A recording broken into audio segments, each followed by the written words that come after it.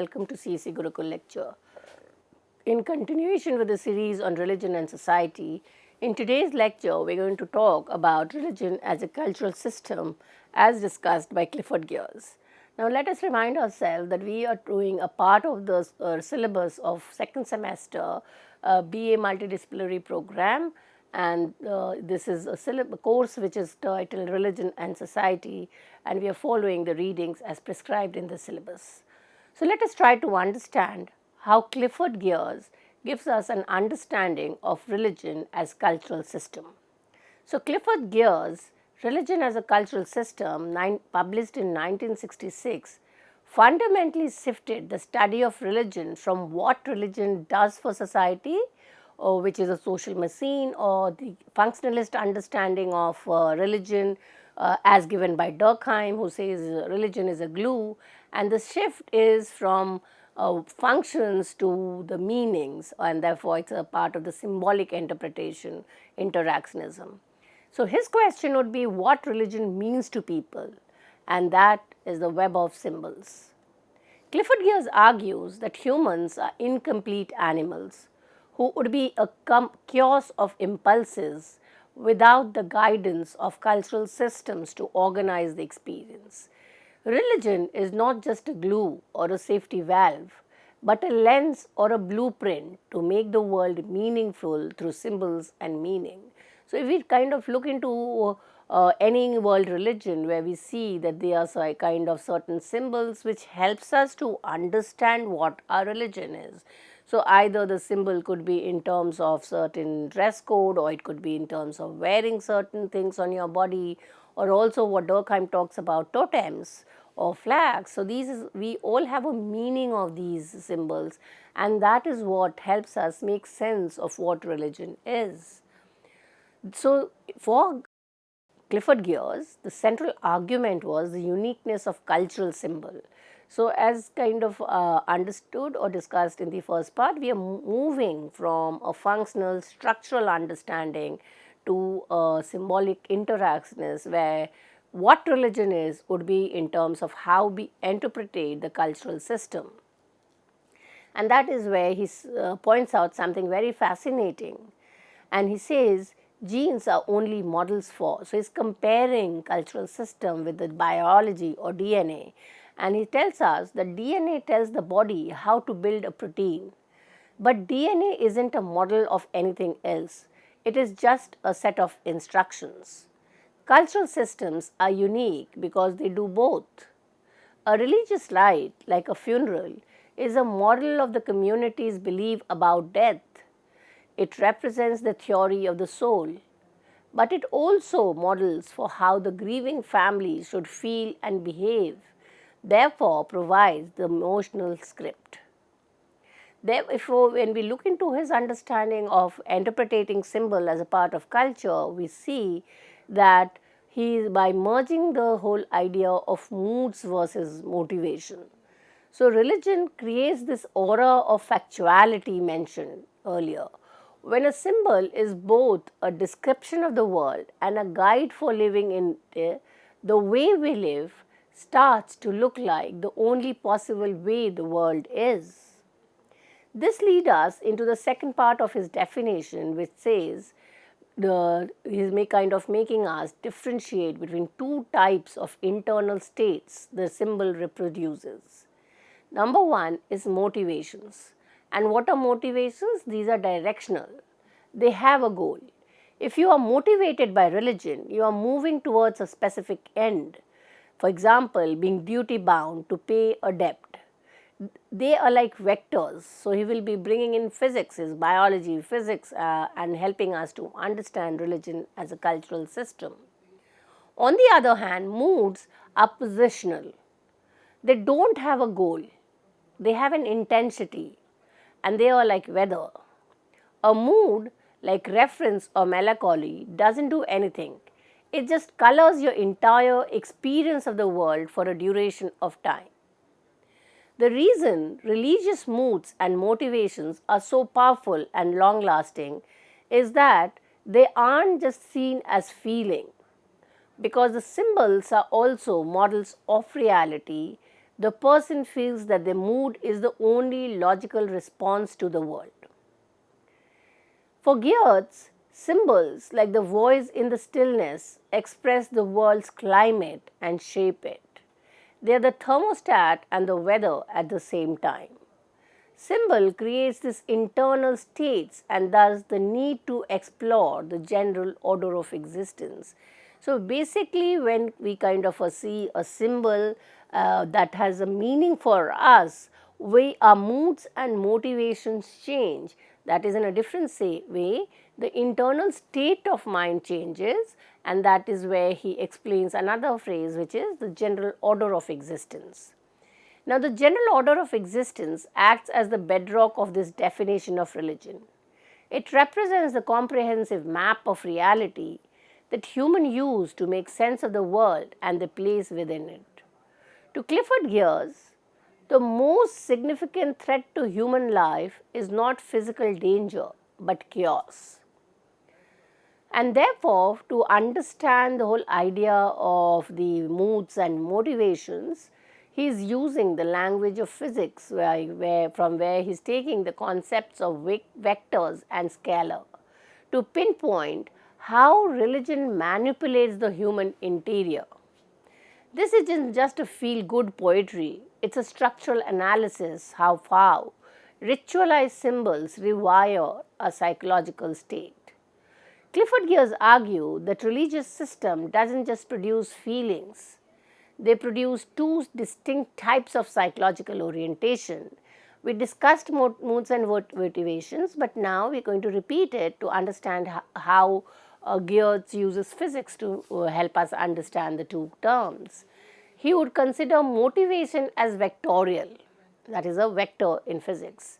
Why? Because it has a direction and a goal, and they are towards doing something. You are motivated. So why are you motivated? You are motivated to do an act or to kind of adopt some practice, become a believer. So it is therefore considered as vectorial. If you are motivated by a religious system, you have a purpose. For example, I must be industrious to appease the spirits. They describe a course of action. On the other hand, moods are scalar. Why? Because they are fixed, they are positional. But yet they have intensity. They don't go anywhere, they simply suffuse the atmosphere. Like a fog or a scent, a religious mood, that is reference, dread or joy, colors everything. When you are in a religious mood, the entire world, not just the altar, takes on that quality. So therefore, we kind of points out a crucial difference between how we justify these states, the two states that we talked about, the moods and motivations. Motives are justified by the ends. We act because we want a certain outcome. So why does motivation important? Because they help us to reach our goals. And what would be the outcome of being motivated? It could be success, salvation and harmony. We feel a certain way because of how we believe the world is fundamentally structured. Here he is giving us two examples. One is from the Christian society and the other is the Navajo society. In Christian example, you aren't just optimistic, you have a Christian optimism because it is grounded in a specific models of God's nature. So if you are motivated by the models which is kind of Jesus Christ, you will be kind of in a different mood and do what has been prescribed in the Bible. The Navajo example, you are just hardworking. Your assiduity is a logical response to a world you believe is mechanically coercible. If moods and motivations are to be powerful, pervasive and long-lasting, they cannot be based on whims. They must be anchored in conceptions of a general order of existence. This is where religion moves from psychology to metaphysics. Clifford Geertz argues that for human mind, the most terrifying thing is not the pain or even death, it is meaningless. When you feel that there is no meaning and symbols are not making any relevance to it, and therefore he outlines three threats to meaning. Basically, three specific points where the general order of existence is most threatened, and where religion must step in to provide clothing. Clothing in the sense, your protection. The first threat is the limit of analytical ability. When we encounter something we simply cannot explain, that is uncanny. The second limit is the limit of endurance, when we face suffering that seems pointless. And the third is the limit of moral insight, when we face blatant injustice or evil that contradicts our sense of right and wrong. Clifford Geertz argued that the ultimate purpose of religion is to safeguard against the chaos that emerges from the limitations where life becomes meaninglessness. For Geertz, human beings are just not rational animals, we are symbolizing animals. Because our instincts don't tell us how to act, we are entirely dependent on our maps of reality. If the map fails, we don't just get lost, we fall apart. The insistence that God is not mad, which is to say, the universe is not a chaotic, meaningless accident. It has a structure that human mind can, through symbol, grasp the meaning. Even the most perverse or obscure religion is better than no religion at all, because it provides a framework. As Clifford Geertz puts, we can adapt to anything our imagination can cope with, but we cannot deal with the uncanny, the moment that when the world stops making sense. And this he terms as the formless monster, a point of time when the world seems meaningless, when the symbols will make no sense, and that is the time when religion clears the work. So, the formless monster is one of the Geertz's most vivid images. He argues that without the clothing of cultural system, a human being would be, and this is a quote taken from his word, a kind of formless monster with neither sense of direction nor power of self-control, a chaos of spasmodic impulses and vague emotions. So basically, culture helps us to overcome this formless monster. Clifford Geertz reinforces this earlier beaver versus human argument. Culture isn't an additive to our nature, it is the completion of our nature. We are functionally incomplete without the symbols, symbolic systems that religion provides. He identifies three specific areas where chaos threatens to break through our symbolic defenses. These are the three things that symbol must clothe to keep us from the horrors. The first is intellectual limits. When we encounter something that we cannot explain, the emotional limits. When we face suffering, we can't endure, and this is the problem of pain. Third is the moral limit, when we see the wicked prosper, and this is the problem of evil. So, why do religion insist on daily prayer? That is, what is the kind of understanding of daily rituals as maintenance, or rituals for eating and washing? Clifford Geertz explained that these aren't just habits, they are constant reassertion of the tribal moral.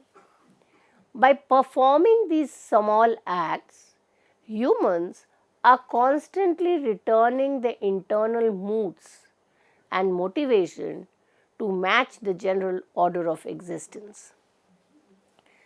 Geertz addressed the first of the three threats to human meaning, that is, the limits of analytical capacity.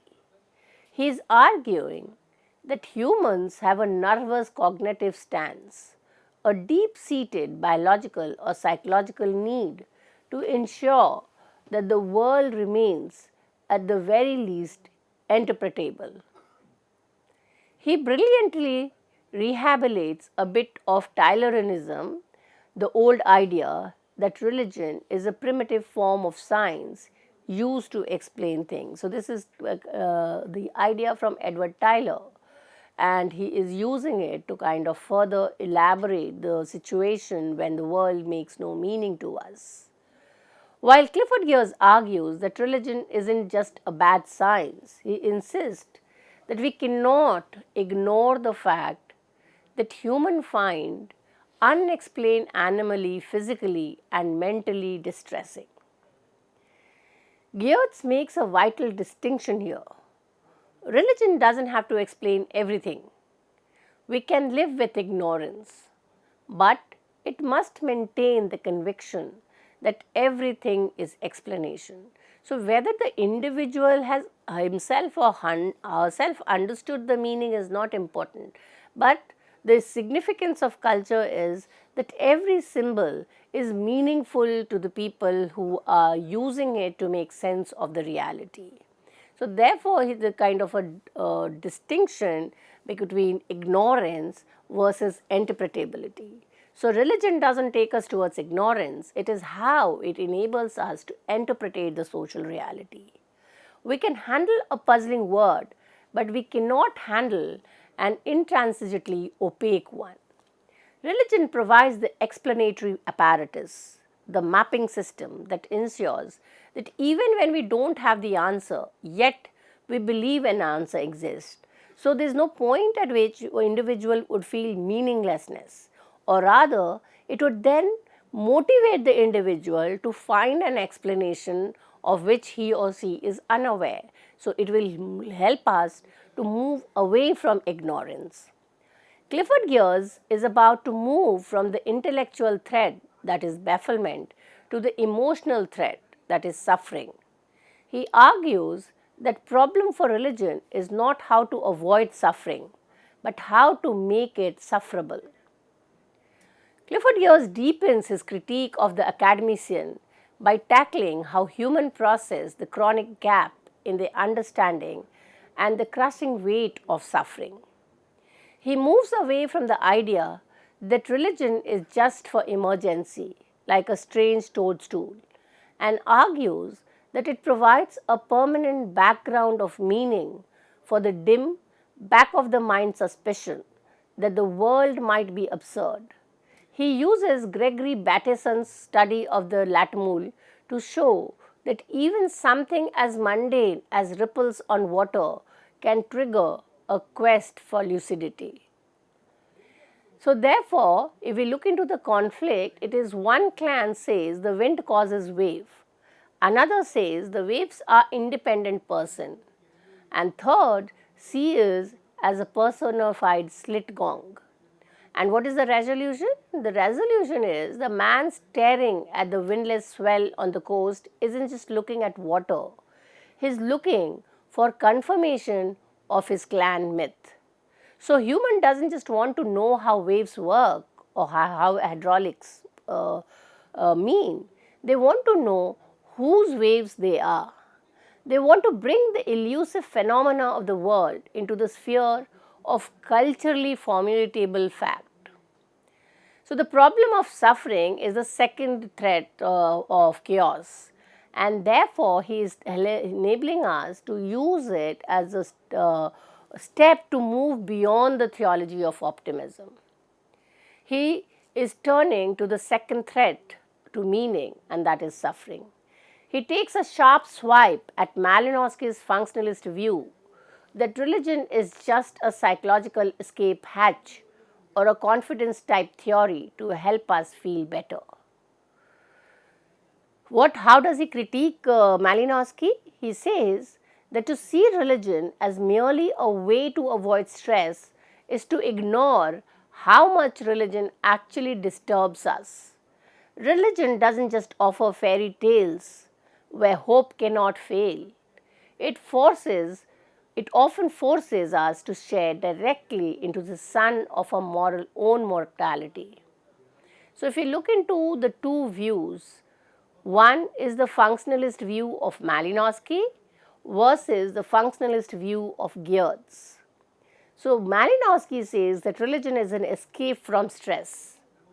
Clifford Geertz says religion is a confrontation with reality.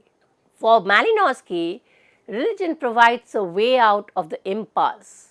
For Geertz, religion provides a way through the impasse. For Malinowski, religion aims to make us feel optimistic. It's a psychological escape. However, for Geertz, it's help us to make our suffering meaningful.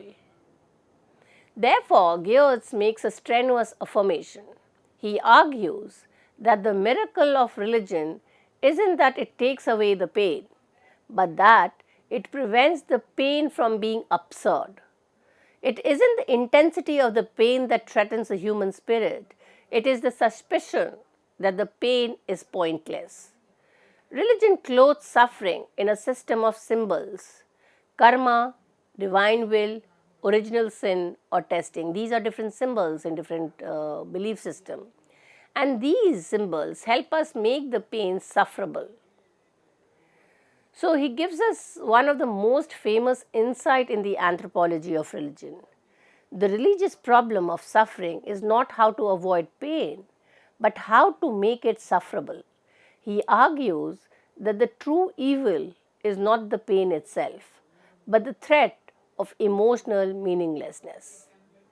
The religious symbols like the sand painting, the cross, or the Buddha's journey provide a vocabulary for distress.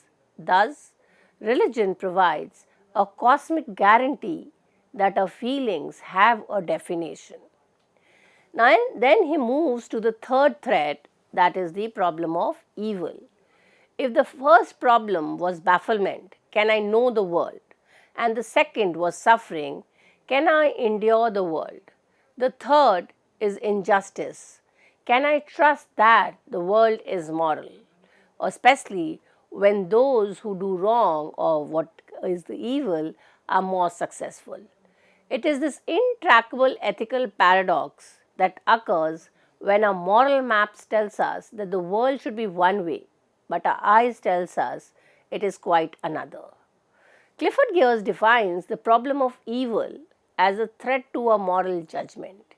We have ethical criteria, that is normative guides. The world frequently violates them. So the problem of evil, it isn't just that bad things happen, it's that they happen to good people while the unjust keep the umbrella.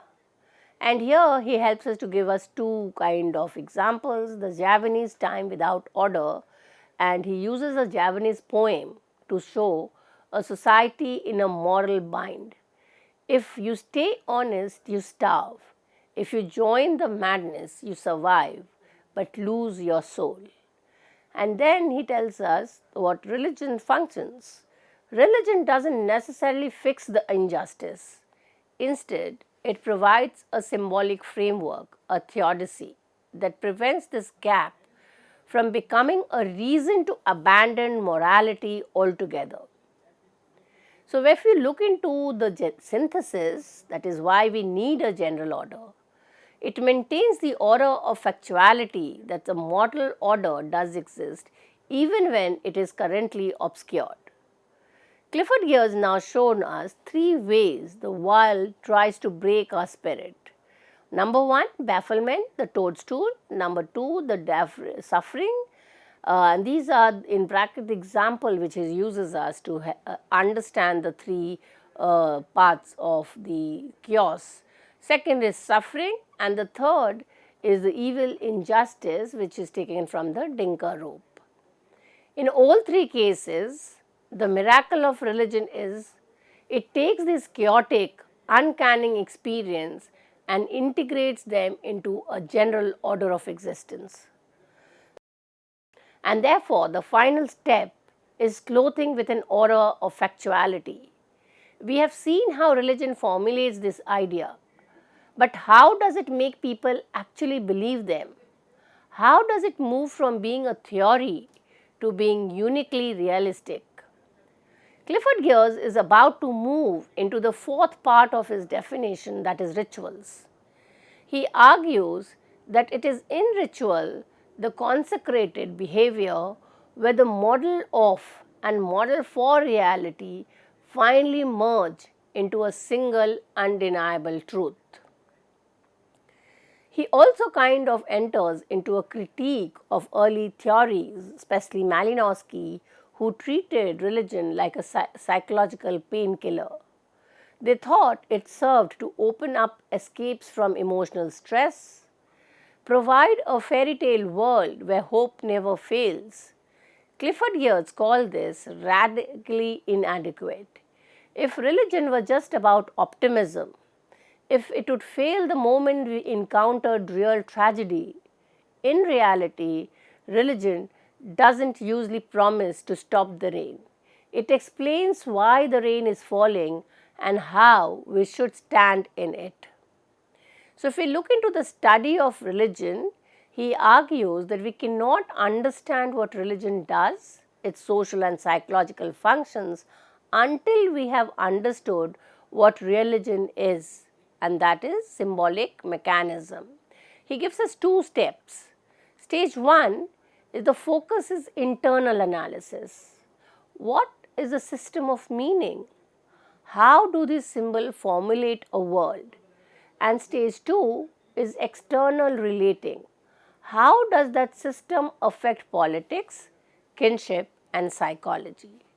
Now, if you study stage 2, that is how ancestor worship regulates politics, without doing stage 1, that is what ancestors actually mean to these people, you are essentially trying to describe the effect of a machine you haven't bothered to look inside. So, Clifford Geertz explains religion isn't something that happens in a temple. It provides the metaphysical background for everything else. Religion is a cultural tool that shapes emotions, behaviors, and perceptions of reality through symbols like rituals and myths. So, for this, we have had a comprehensive understanding of the way in which Clifford Geertz moves away from the traditional anthropologist understanding of religion and gives us a new strategy through which we need to first understand what the meanings are, what symbols represent, and then go ahead to understand the functions or utility. And this is kind of important to first listen to part 1 of the lecture, because it talks about the basic of how religion is a cultural system, and then move to the second presentation. And it's again an advice that is very important that we all read the original text to have a more comprehensive understanding of the lecture. With this, I come to an end of this lecture. Thank you.